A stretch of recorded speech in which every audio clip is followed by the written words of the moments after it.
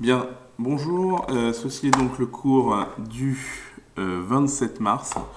Donc on commence par la correction des exercices. Et pour commencer, ça ne fonctionne pas, donc il faut que je m'arrête. Donc on va procéder à la correction de l'exercice B et C qui sont dans votre feuillet de cours, situé, je ne sais plus trop quelle page. Page 7 de votre cours. Donc on commence par le grand B. On a intégrale entre moins 1 et 1 de exponentielle moins 2x dx.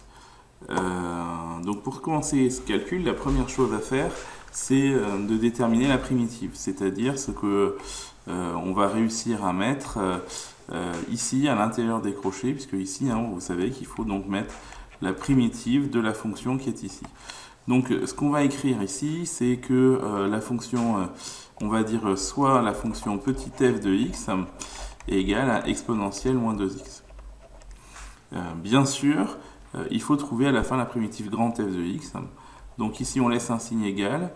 Ici on va attraper son cours et on va essayer de chercher la formule à laquelle correspond petit f. Donc, lorsqu'on observe petit f et qu'on cherche dans le tableau à quelle fonction ça pourrait correspondre, il est évident que la seule formule à laquelle ça pourrait correspondre, c'est celle-ci, c'est celle avec exponentielle.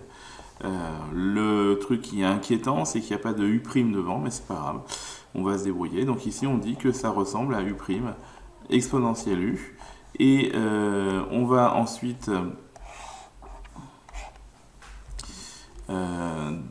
expliciter u, donc ici avec u égale moins 2x. Du coup, on explicite u', la dérivée, donc ça fait moins 2. Et donc du coup, ici, on va écrire u' exponentielle u, c'est-à-dire moins 2 exponentielle moins 2x. Et maintenant, il s'agit de faire le lien entre cette ligne-là et cette ligne-là. Donc ici, il n'y a pas de moins 2. Donc ça veut dire que le moins 2 ici est en trop. Et donc il faut absolument le corriger. Comment corriger le moins 2 ? Déjà en mettant un moins en plus, parce que moins par moins ça fera bien plus. Et puis en annulant le 2 qui est ici, et donc là il n'y a pas de choix, il faut mettre donc un 1,5. Donc ici, si je mets moins 1,5 fois moins 2, alors là j'ai bien exponentielle moins 2x, donc ces deux lignes-là deviennent égales. Et du coup ici, il faut que je rajoute un moins 1,5. Donc on vérifie, terme correctif moins 1,5 ici, u', ça sera le moins 2, puisque c'est u' égale moins 2 ici, et exponentielle moins 2x, ça sera exponentielle u. Donc maintenant, si on reprend à nouveau le cours, la primitive de u' exponentielle u, c'est exponentielle u. Donc du coup, on va pouvoir conclure, donc on va dire donc... Incroyable cette faculté que j'ai à écrire en rouge. Donc, exponentielle. J'ai perdu le fil. Donc, grand f de x, la primitive, c'est donc exponentielle u avec le moins 1,5 devant, ce qui fait que grand f de x est égal à moins 1,5 de exponentielle moins 2x. Donc maintenant, nous pouvons donc dire que la primitive qui est ici, voilà, on ne voit plus rien. La primitive qui est ici, c'est donc 1 sur moins 2, exponentielle moins 2x, ou 1 moins 1,5, ça serait plus malin. Cette primitive doit être calculée entre moins 1 et 1, puisque l'intégrale devait être calculée entre moins 1 et 1. Donc du coup, on va donner la valeur de la primitive en 1 en premier. Donc valeur de la primitive en 1, on va faire 1 sur moins 2 exponentielle moins 2 fois 1. Et ensuite, on va enlever la valeur de la primitive en moins 1, c'est-à-dire 1 sur moins 2 exponentielle moins 2 fois moins 1. Donc là, il ne reste plus qu'à simplifier ou à utiliser une grosse calculatrice. Ici, moins 2 fois 1, ça fait moins 2. Pareil ici, moins 2 fois moins 1, ça va faire plus 2. Et les deux moins qui sont ici vont se simplifier. Donc ça fait moins 1 demi de exponentielle moins 2 plus 1 demi de exponentielle 2. Qu'est-ce qu'on peut faire sur ce calcul? On pourrait tout à fait le laisser comme ça, mais on peut le simplifier très légèrement en mettant cette partie-là en premier. Donc ça veut dire que exponentielle 2 sur 2 moins 1 sur 2 exponentielle 2, mais vraiment ça c'est pas indispensable. Je l'ai mis parce que c'était dans la vidéo de Yvan Monca. Nous allons maintenant passer au C. Donc pour le C, même technique, sauf que ça va être un petit peu plus complexe. Alors là, nous avons l'intégrale entre 0 et 1 de exponentielle x sur exponentielle x plus 3 dx. Donc on peut déjà définir la fonction f de x égale à exponentielle x sur exponentielle x plus 3. Ici, la difficulté va être de trouver la forme, à quelle forme correspond f de x, et donc il nous faut le petit tableau de cours qu'il va falloir apprendre. Donc ici, il faut donc essayer d'observer la fonction f et de voir à quoi ça correspond. On peut déjà évacuer cosinus et sinus. On peut évacuer la racine. Ici, on pourrait hésiter entre u' exponentielle u et u' sur u. Ici, bien sûr, u' puissance n, c'est pas d'actualité. Donc il reste ces deux-là. Soit on dit que c'est un quotient, et donc là-haut il y aurait u' et là il y aurait u. Soit on dit que c'est u' exponentielle u, et là clairement le quotient apparaît pas. Donc voir si celle-ci ne correspondrait pas le plus. Donc si on pose u égale exponentielle x plus 3, est-ce qu'au numérateur on a bien u'? Eh bien si vous réfléchissez un petit peu, la dérivée de exponentielle x plus 3, c'est exponentielle x plus 0, c'est-à-dire exponentielle x. Et donc là, si là on appelle ça u', u, eh bien là on appelle ça u'. Pas de problème là-dessus. Donc du coup, maintenant qu'on s'est décidé, on met le cours de côté pour l'instant et on va chercher cette fameuse primitive. Donc fameuse primitive, donc on va écrire f de x égale, on laisse une ligne vide, on dit que ça ressemble a priori à u' sur u. Si ça ressemble à u' sur u, il faut quand même qu'on définisse u, donc on va mettre avec u égale, donc c'est exponentielle x plus 3. U' va être égal, alors on dérive ça, on l'a déjà fait, mais donc la dérivée de exponentielle x c'est exponentielle x, la dérivée de 3 c'est 0, et donc on a bien une forme u' sur u. Est-ce que ça correspond? U', on écrit exponentielle x, u, on écrit exponentielle x plus 3, donc là on l'a écrit deux fois de façon identique, c'est bon, ça marche, il n'y a pas besoin de terme correctif, c'est une forme u' sur u. Et comme c'est une forme u' sur u, le cours nous dit que la primitive sera une forme ln de u. U' sur u est ici, ln de u. Donc, du coup, on va pouvoir dire donc, la primitive grand F de x, c'est de la forme ln de u, c'est-à-dire ln de exponentielle x plus 3. Attention ici, certains seraient peut-être tentés de vouloir simplifier ln de exponentielle x, mais c'est pas possible à cause du plus 3. Donc on va laisser ln de exponentielle x plus 3. Bien, du coup, on va pouvoir dire que la primitive, elle est ici, ln de exponentielle x plus 3. Entre quelles valeurs? Eh bien, tout simplement, vu qu'ici il y a 0 et là il y a 1, on va mettre 0 et 1 ici. Et on fait toujours la valeur de la primitive du nombre en haut moins la valeur primitive du nombre en bas. Donc ça fait ln de exponentielle 1 plus 3 moins ln de exponentielle 0 plus 3. Ln de exponentielle 1 plus 3, c'est ln de e plus 3. C'est tout ce qu'on peut faire pour l'instant. Ln de exponentielle 0 plus 3, là, exponentielle 0, ici, j'espère que tout le monde se rappelle que exponentielle 0, ça vaut 1. Donc ça fait 1 plus 3, ça fait 4. Donc ça fait ln de 4. Et puis ici, dernière chose, j'espère que tout le monde se rappelle que ln de e plus 3 moins ln de 4 peut être regroupé puisque ln de a moins ln de b, je remets la formule pour ceux qui l'auraient oublié, ln de a moins ln de b, c'est égal à ln de a sur b. Donc du coup, ici, on va pouvoir écrire que c'est ln de e plus 3 sur 4. Donc voilà pour le résultat, la valeur exacte de cette intégrale. Nous passons maintenant à la correction du numéro 79, page 218. J'avais donné une méthode, mais on va donc la suivre. Donc je la rappelle pas, hein, vous l'avez déjà eu la dernière fois. Donc ici, on va s'attaquer donc à l'intégrale entre moins 1 et 4 de 2x moins 3 au carré dx. Et cette intégrale s'appelle I, et c'est donc l'exercice petit a. Donc je vous propose d'abord de trouver la primitive. Donc on dit soit f de x égale, on met tout ce qu'il y a dans l'intégrale, donc 2x moins 3 au carré. On met un signe égal, on met un signe égal, et ici on va donc chercher la forme auquel ça correspond. Donc il nous faut rater. Il nous faut le tableau. Quand on regarde le cours, on s'aperçoit donc qu'on est face à une forme du type U' U puissance n, U' U puissance n, avec U égale 2x moins 3, U' égale 2, ce qui donne ici 2 facteurs de 2x moins 3 puissance au carré.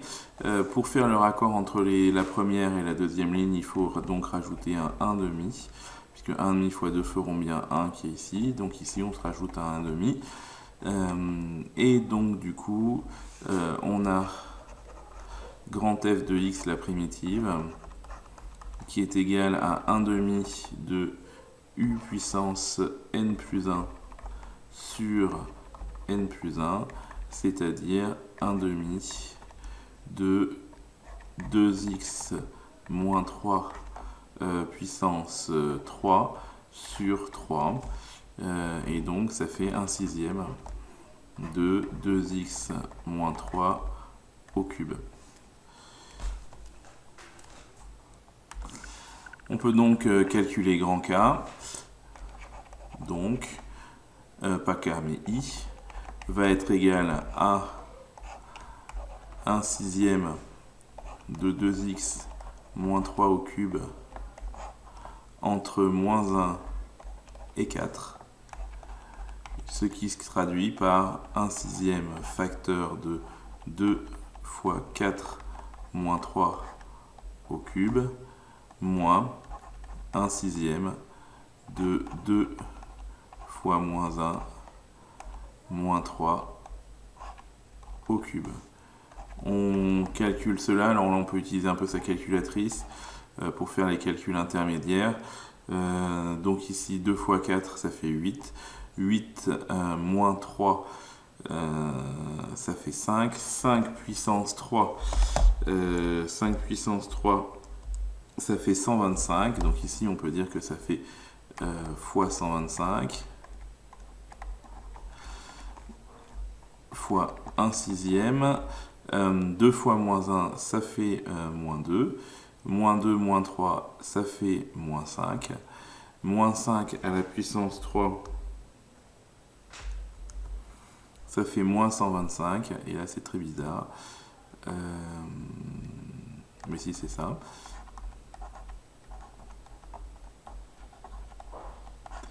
Donc au total, 125 sur 6 ici.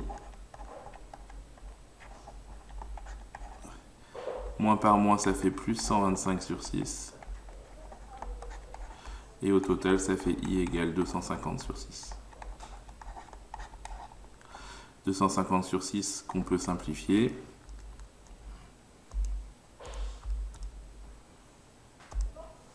Ça fait 125 sur 3.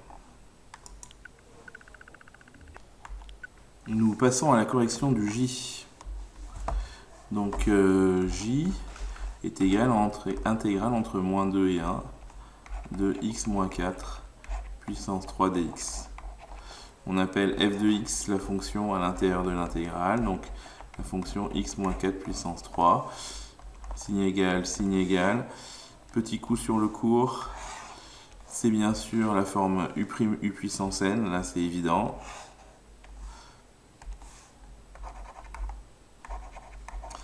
Avec U égale x moins 4. Du coup, U' vaut 1. Donc ici, on voit bien qu'on a x moins 4 puissance 3. Là, on a 1. Donc c'est parfaitement cohérent.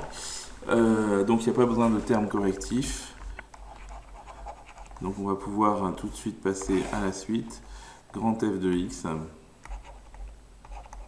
la primitive, c'est donc U puissance n plus 1, c'est-à-dire U puissance 4 sur 4, c'est-à-dire x moins 4 puissance 4 sur 4. Et donc finalement, grand J, c'est donc la valeur de la primitive, x moins 4 sur 4 puissance 4, entre moins 2 et 1, ce qui donne J égale. Alors, on va en 1 tout d'abord, ça fait donc 1 moins 4 puissance 4 sur 4, moins 2. Pourquoi je fais une parenthèse comme ça? Moins 2, moins 4 puissance 4 sur 4. Donc ceci, au numérateur, ça fait 1 moins 4, ça fait moins 3. Moins 3 puissance 4, ça fait 81. Attention de bien mettre les parenthèses. Moins, ici, moins 2, moins 4, ça fait moins 6. Puissance 4, ça fait 1296. Donc au final, on obtient J égale 81 moins 1296 moins 1215 puissance 4.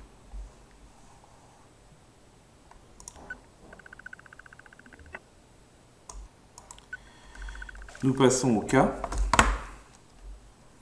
Donc K, c'est donc l'intégrale entre 0 et 1 de 2x plus 1 x au carré plus x dx.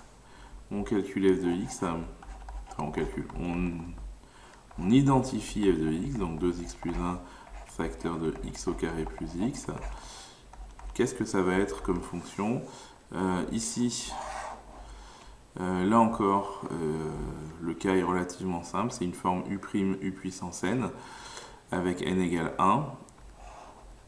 Donc ici, U', U puissance n, avec U égale x au carré plus x, U' égale 2x plus 1, et on s'aperçoit ici qu'il n'y a pas besoin de termes correctifs, qu'on a exactement U', U. Donc du coup, on va pouvoir, en utilisant le fait que la formule, que la primitive de U', U puissance n, c'est U puissance n plus 1 sur n plus 1, on va pouvoir écrire que grand F de x, c'est donc U puissance n plus 1 sur n plus 1, c'est-à-dire ici n égale 1, donc 1 plus 1, ça fait 2, U au carré sur 2, et donc grand F de x, c'est donc x au carré plus x au carré sur 2.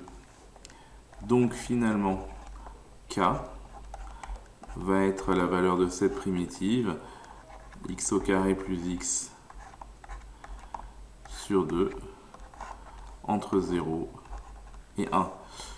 On va calculer ça. On prend toujours la valeur du haut en premier. Donc ça fait 1 au carré plus 1 au carré sur 2 moins 0 au carré plus 0 au carré plus 0 le tout au carré sur 2. Ce qui fait K égale 1 au carré, ça fait 1, plus 1, ça fait 1, ça fait 2. 2 au carré, ça fait 4. 4 sur 2, ça fait 2. Et puis là, ça fait 0, donc K égale 2.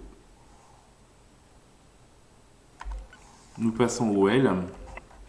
L est égal à intégrale entre 1 et 2 de 2x, x au carré plus 1, puissance 3, dx. On identifie la fonction f de x. C'est donc 2x facteur de x au carré plus 1 au cube. D'après notre cours, c'est encore une fois une forme u' u puissance n. Donc ici, on va indiquer que c'est u' u puissance n avec n égale 3 et surtout avec u égale x au carré plus 1. U' qu'on calcule ici, la dérivée de x au carré c'est 2x, et la dérivée de 1 c'est 0. Donc ici on a donc, quand on réécrit la formule u' u puissance n, c'est donc 2x facteur de x au carré plus 1 puissance 3. Et il n'y a, comme les deux lignes ici sont identiques, il n'y a pas besoin de facteur correctif. On jette un petit coup d'œil, la formule c'est donc u puissance n plus 1 sur n plus 1 pour la primitive. Donc du coup, au niveau de la primitive, on va donc avoir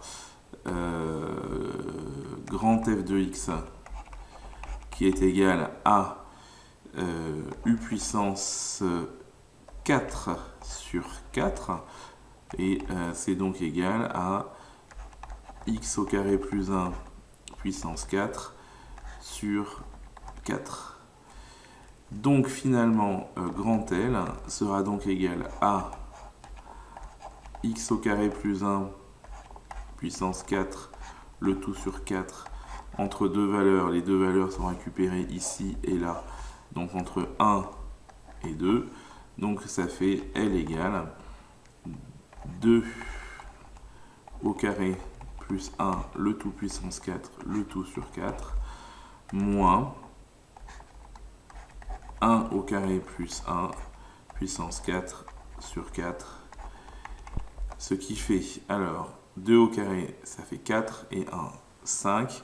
5 puissance 4, un petit coup de calculatrice, ça fait 625. Sur 4, moins, ici 1 au carré, ça fait 1, plus 1, ça fait 2. 2 puissance 4, calculatrice, ça fait 16. Sur 4.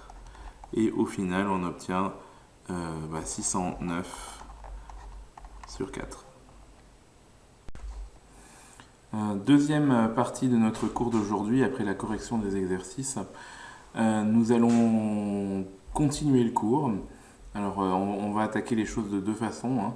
D'abord, on continue le cours, et puis parallèlement, vous allez continuer pour lundi à me faire des exercices d'intégrale pour travailler votre pratique sur la recherche de primitives.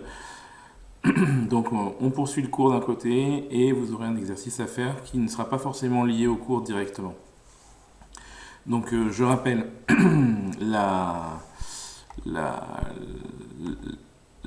dernière formule que nous avons vue ensemble qui est importante, c'est donc qu'il y a un rapport entre une fonction f et son intégrale, avec son intégrale, donc en l'occurrence l'intégrale entre a et b de f de x dx, qui est égale à la valeur de la primitive entre a et b, bien sûr en commençant par f de b moins f de a.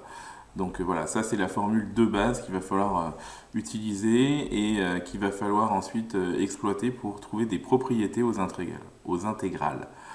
Donc, au niveau du cours, on repart un peu plus bas, on arrive ici. Donc si on prend une fonction qui est continue sur un intervalle i, ce qui nous assure une primitive, si on prend deux réels a et b qui appartiennent à i, eh bien la première propriété qu'on va avoir, c'est l'intégrale entre a et a de f de x dx égale 0. Alors ça on le savait déjà, puisque je rappelle que l'intégrale entre a et b de f de x dx, c'est la valeur de l'aire de la surface comprise entre l'axe des abscisses, la fonction et la droite d'équation x égale a, x égale b. Et donc si c'est entre la droite d'équation x égale a et la droite d'équation x égale a, c'est-à-dire un espace qui est réduit à rien entre les deux droites verticales, et bien du coup forcément c'est 0. Mais on voudrait quand même vérifier que cette formule reste valable, enfin que la formule f de a moins f de b reste, grand f de a moins grand f de b reste valable. Et évidemment, puisque si on regarde ceci, l'intégrale entre a et a de f de x dx, c'est égal à grand f de a moins grand f de a, si grand f est la primitive de petit f, hein, et forcément grand f de a moins grand f de a, ça fait 0. Donc la formule est parfaitement cohérente avec l'interprétation géométrique qu'on avait vue. Deuxième formule, c'est l'intégrale entre b et a de f de x dx est égal à moins l'intégrale entre a et b de f de x dx.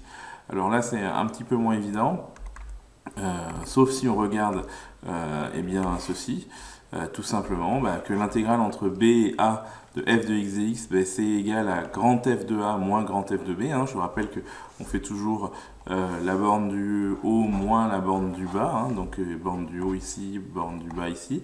Et donc du coup, cette formule, on peut l'inverser tout simplement, dire que ça fait moins, entre parenthèses, f de b moins f de a, et du coup, comme ça fait moins f de b moins f de a, f de b moins f de a, on retrouve l'intégrale entre a et b de f de x dx. Donc on en arrive bien à la formule qu'on a ici, c'est-à-dire l'intégrale entre b et a de f de x dx, c'est moins l'intégrale entre a et b de f de x dx. Bien. Passons maintenant à un cas, une petite illustration. Si une intégrale est nulle, alors la fonction n'est pas nécessairement nulle. Alors attention, voici tout à fait un exemple. Prenons l'exemple de l'intégrale entre moins 2 et 2 de x au cube dx. Alors déjà, la primitive de x au cube, j'espère que tout le monde est capable de me dire que c'est x puissance 4 sur 4. X puissance 4 sur 4, on va donc calculer la valeur de cette primitive entre moins 2 et 2, ce qui fait que on va obtenir la valeur suivante, tout simplement 2 au carré sur 2 puissance 4 sur 4, et moins 2 puissance 4 sur 4. Et puis, comme ici, moins 2 puissance 4 et 2 puissance 4, finalement, ça vaut la même chose parce que l'exposant est pair, et bien, du coup, on va pouvoir dire que ça fait 4 moins 4 et que ça fait 0. Géométriquement, comment on peut voir ça? Tout simplement en regardant le dessin ici. On a tracé la fonction x au cube. La fonction x au cube, vous n'êtes pas sans savoir que son tracé est ici. Hein. Je vais essayer de le tracer un peu plus petit par contre. Que le tracé est ici. Que c'est une fonction qui est notamment symétrique par rapport au centre du repère.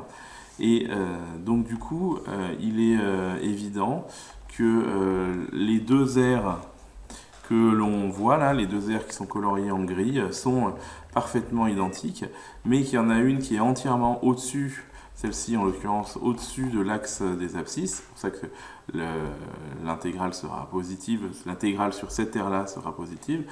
En revanche, l'intégrale de ce côté-là, comme elle est en dessous de l'axe des abscisses, on a vu que du coup la valeur de cette surface entre guillemets est négative, plutôt la valeur de l'intégrale est négative. Du coup, ces deux valeurs, ces deux intégrales s'annulent mutuellement et c'est pour ça que ça fait 0.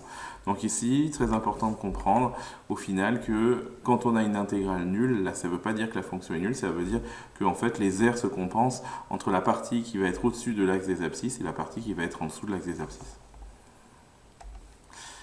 Relation extrêmement importante pour les futurs problèmes que vous aurez à faire, c'est ce qu'on appelle la relation de Chasles.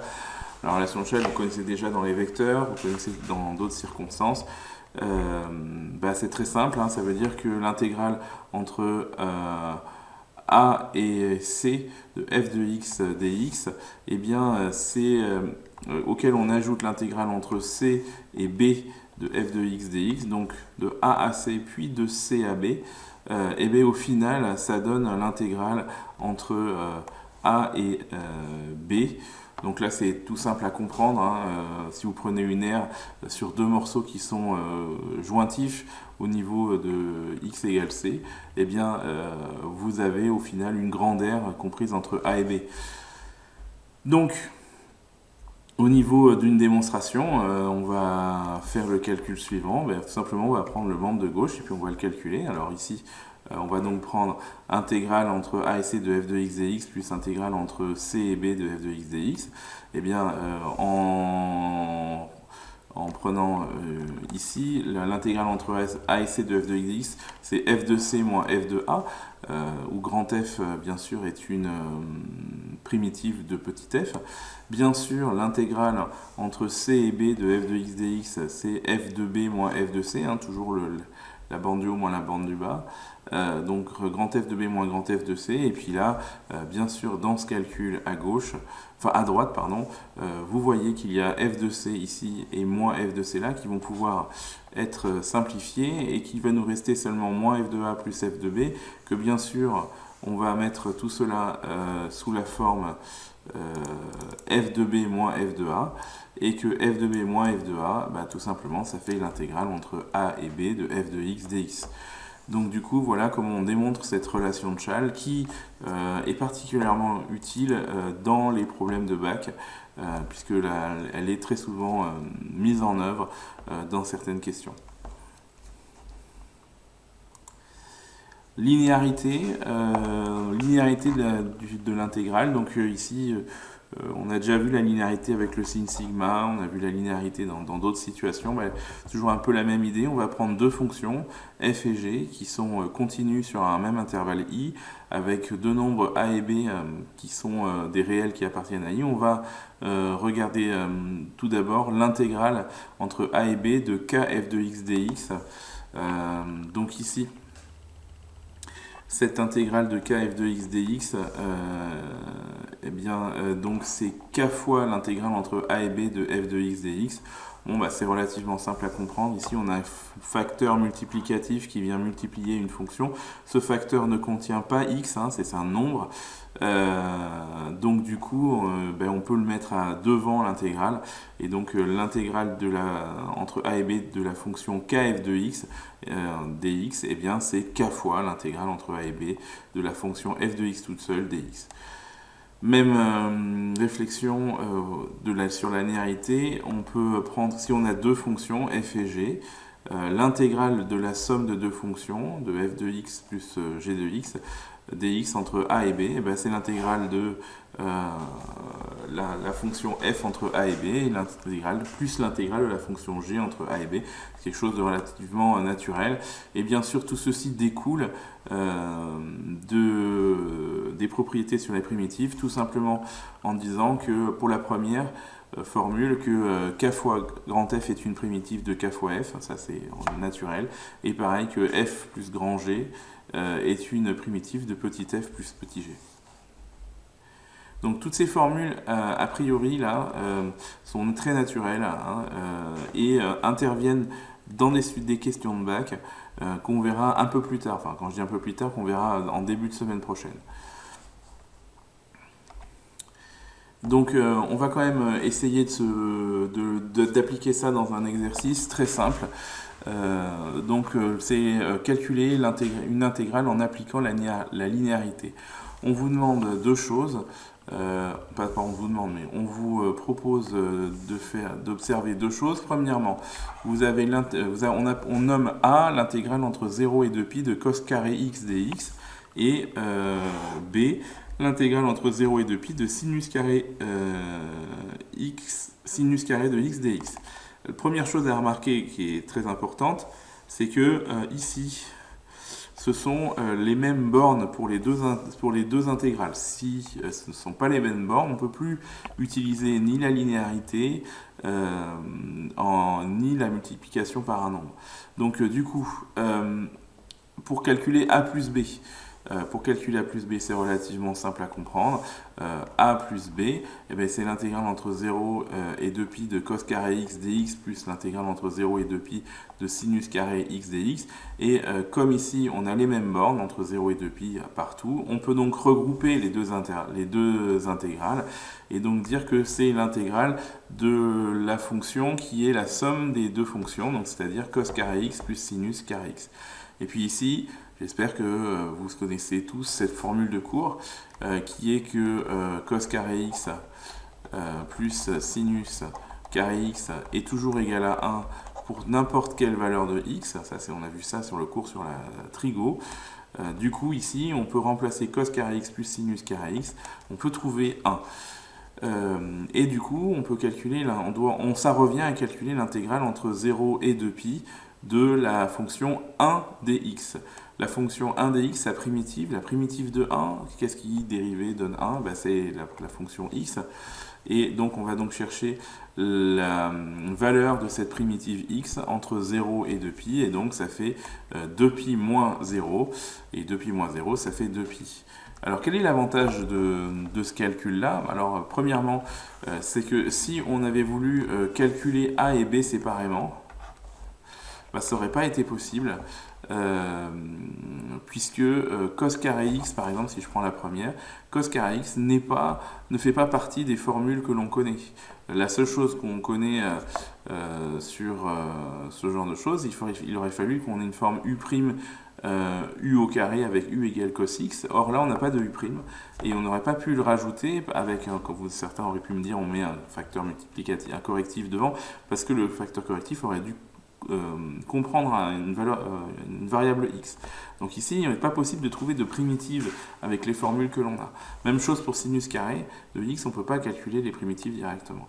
Donc a plus b égale 2pi, ça c'est trouvé. On va calculer a moins b de la même façon.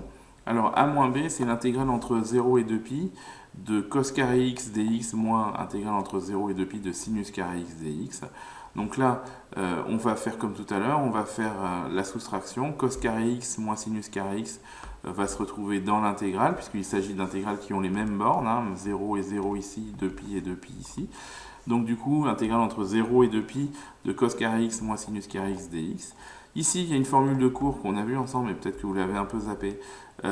C'était dans le chapitre sur la trigo, vous la chercherez à lier. Alors, plus exactement, c'est de dire que cos x plus x est égal à cos x moins sinus x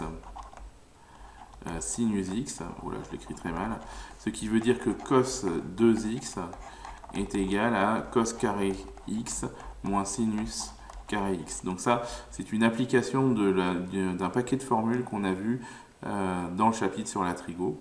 Donc du coup ici j'ai cos 2x, cos 2x dont il faut que je cherche une primitive. Alors on va le faire, cette recherche de primitive, on va la faire correctement. J'efface ça. Si on appelle f de x égale cos 2x, ça ressemble bien sûr à une forme u' cosinus u avec u égale 2x, u' égale 2. Donc ici on a 2 cos 2x, et du coup ici il nous faut un terme correctif qui va être 1/2 qu'on va rajouter ici, et donc finalement la primitive grand F de cos 2x, donc je vais l'écrire là, je vais continuer à écrire en rouge du coup, la primitive grand F de cos 2x, c'est 1/2. Alors la primitive de u' cosinus u, c'est sinus u, 1/2 de sinus u. Et donc du coup, ici, on va pouvoir mettre 1/2 de sinus u. Alors j'ai évidemment la place de u, je mets 2x, donc 1/2 de sinus 2x entre 0 et 2pi.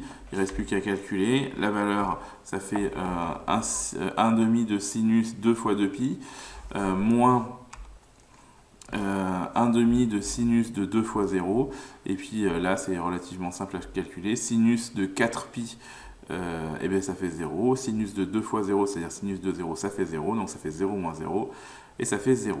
Donc on a trouvé a moins b. Conclusion, il y a une dernière question à cet exercice.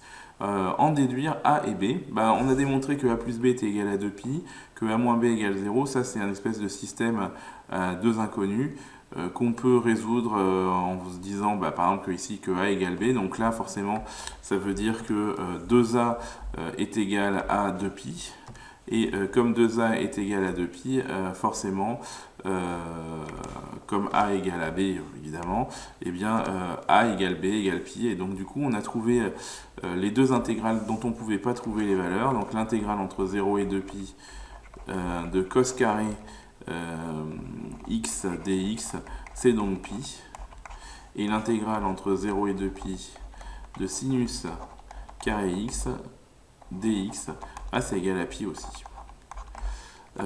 Donc voilà comment dans ce type d'exercice on en arrive à trouver, grâce aux formules de linéarité, on en arrive à trouver l'intégrale de fonctions dont on ne peut pas écrire les primitives. Il faut ici comprendre que la primitive de cos carré x n'est pas atteignable pour nous, parce qu'elle ne fait pas partie des formes que l'on arrive à identifier dans notre tableau.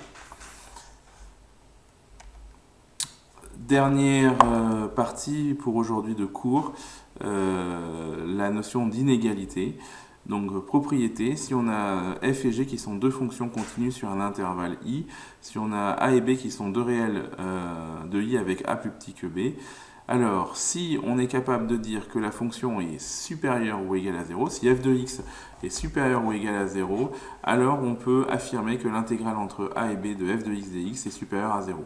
Bon, ça c'est facile à voir, il suffit de dire, voilà, j'ai une fonction ici entre a et b, je sais qu'elle est positive, et bien elle est positive parce qu'elle est au-dessus de l'axe des abscisses, et bien la surface qui est ici va être positive, puisqu'on a dit que toutes les surfaces au-dessus de l'axe des abscisses sont dites positives, toutes les surfaces en dessous, comme celle-là par exemple, seront dites négatives au niveau de leur intégrale.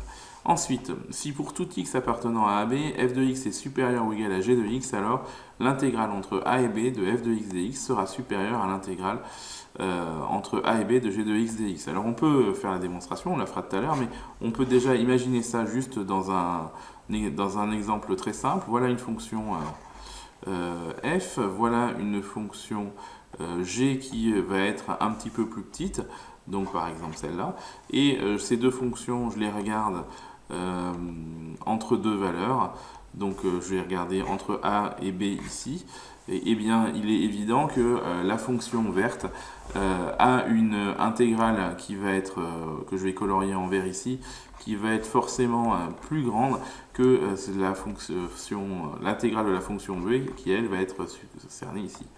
Donc du coup, on peut quand même démontrer ce résultat grâce à la démonstration suivante. Si on sait que f de x est plus grande que g de x, forcément, du coup, f de x moins g de x est supérieur à 0. Il suffit de faire passer le g de x de l'autre côté comme ceci. Donc en appliquant la propriété petit a sur la fonction f de x moins g de x, on considère que f de x moins g de x c'est une fonction en elle-même, du coup l'intégrale entre a et b de f de x moins g de x dx va être supérieure ou égale à 0. Et puis ici en faisant la linéarité, c'est-à-dire en disant que cette intégrale de deux fonctions à séparer par un moins peut être séparée en deux, donc ça veut dire que l'intégrale entre a et b de f de x dx moins l'intégrale entre a et b de g de x dx, on coupe ici en deux l'intégrale grâce aux fonctions sur la linéarité. Donc du coup, on obtient intégrale entre a et b de f de x dx moins intégrale entre a et b de g de x dx supérieure ou égale à 0. Et donc en faisant repasser tout ce morceau-là de l'autre côté, eh bien on obtient intégrale entre a et b de f de x dx supérieure ou égale à intégrale entre a et b de g de x dx. Voilà pour ce morceau de cours. Quelle application peut-on en faire? Voici un exercice. Donc voilà, on vous demande de démontrer que pour tout x en appartenant à 0,1, on a 0 inférieur ou égal à exponentielle x carré inférieur à exponentielle x. Et on vous demande d'en déduire que du coup, 0 est plus petit que l'intégrale entre 0 et 1 de exponentielle x carré dx est plus petit que exponentielle moins 1. Enfin, exponentielle, que e moins 1. Je vous laisse faire cet exercice tout seul pour la prochaine fois. Et j'y adjoins un exercice qui est donc le numéro 83 et 84, page 218 et suivante. Voilà, bon week-end!